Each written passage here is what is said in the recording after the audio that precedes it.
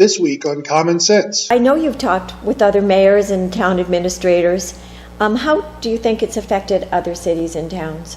I would say it's across the board very similar. All cities and towns, whether it's Woonsocket, Pawtucket, Providence, I mean, I think you have some differences between urban and suburban communities, but even then, I think that binding arbitration becomes a burden that all of them face, and it's the same thing. As much as you may be able to reach agreement and may not have to enter the process of binding arbitration, that pall, as it may be, is always over. Yeah, it's always a threat in the background. And I think that it affects the ability for a city or town to negotiate effectively, and as such, hold down property taxes then. Correct. Well, that's what it's all. That's what this all comes down to. So I think that every city and town is affected equally to some degree, and I think that that's why you see mayors and administrators binding together themselves and coming together to oppose these efforts to expand compulsory arbitration, and it's something that I think